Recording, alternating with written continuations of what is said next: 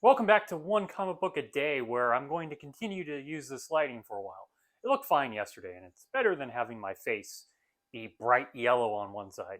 The problem is there's like a light right here that's kind of a problem. There isn't a lot of room to actually have a good recording place in this apartment.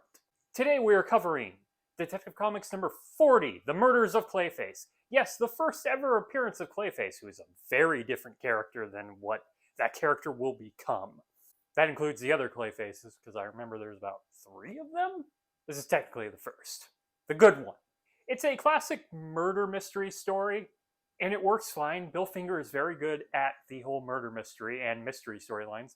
It doesn't, well, actually, it works better than the cat jewelry robbery mystery story.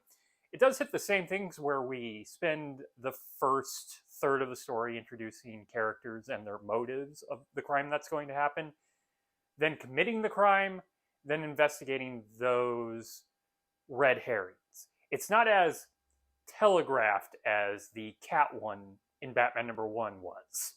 So it's an improvement. The mystery is just not that very interesting, especially in a 13-page comic. Yeah, this one's 1 page less than the usual length of a Detective Comics Batman story. I do not know why.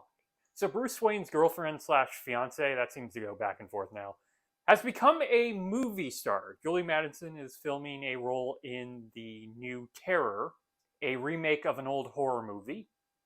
Wow, we're already having remakes, and it's only like the 1940s for these guys.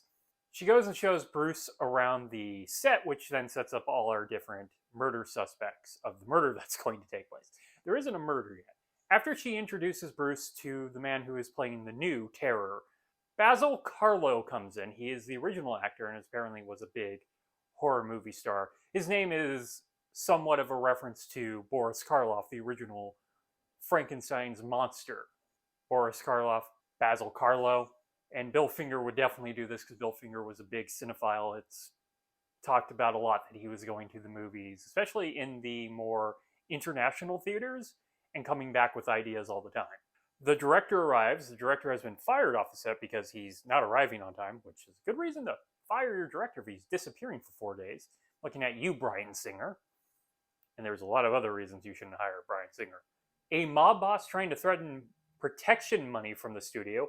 By the way, the studio's name is Argus, which ends up being what the New 52 would name their sort of shield organization. That one being an acronym, but it is interesting that this is called Argus. It's at least the first time in DC Comics that the name Argus has been used. I can't 100% say that, but I feel pretty confident. Of course, the head of the studio refuses to pay protection money to the mob. There's going to be a little problem with security later, though they can threaten him specifically.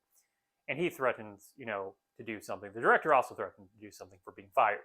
And finally, the lead actress and her boyfriend are breaking up, mostly because, as the comic actually says, she's a gold digger, and she's breaking up with him because he hasn't had a movie role in a while and he has no money. And he also threatens to do something. So we have 3 suspects.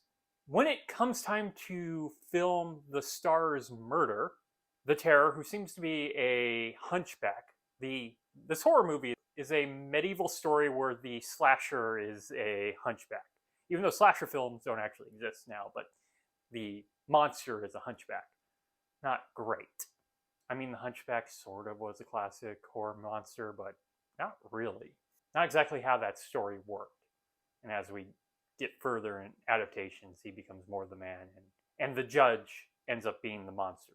But before the Terror pretends to stab her, someone watching from up above turns off the lights and stabs her. This guy kind of looks like the Shadow, I think is the most accurate way to describe him. He looks like the pulp character The Shadow, which Batman is a ripoff of.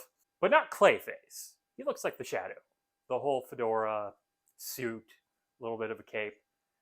His mask, his face is a little disfigured. He's not really masking it like the Shadow. So when the lights come back, she's been murdered.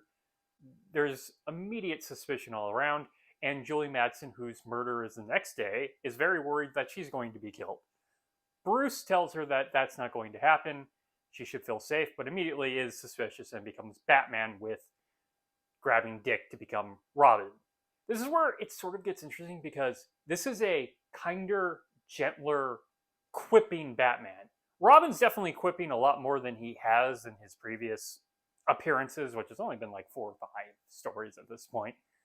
But Batman starts kind of quipping with him.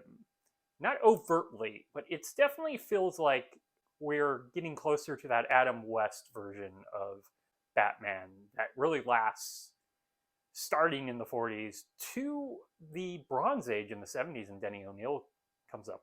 Basically, a Batman that most like hardcore Batman fans would essentially hate. I'm fine with him, but it is just fascinating that he was this version of Batman for like that I associate with Adam West. And the Adam West Batman's not for another like 20 years, but like even the costume, which is now looking like that lighter Batman costume, which I associate with when he becomes lighter and gains Robin in Darwin Cook's The New Frontier, specifically made so he's not scaring children. It's like that blue costume that really is what Adam West was wearing.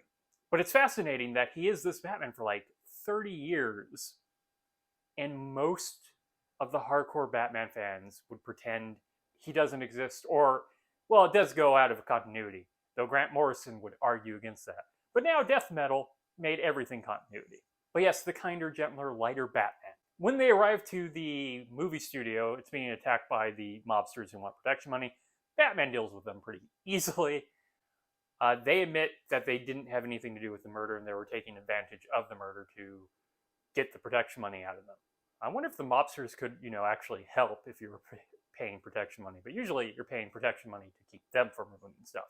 Though they will get retaliation if like another criminal organization attacks because it makes them look bad. Batman takes everyone's statement at face value here, mostly because we don't have time to tell this story. He then goes to see the murder victim's boyfriend, but he has been attacked as well and is left in a hook in a closet. Batman gets him down, and before he dies, he claims that the murderer was Clayface, as if Batman should know who that is. But it's actually revealed later that people should know who this is. Robin ends up finding Clayface and gets knocked out immediately because he accidentally slips on a lamp, so Clayface throws him off the set castle into the moat they built. Wow, this movie's expensive. But Batman arrives just in time to save Robin.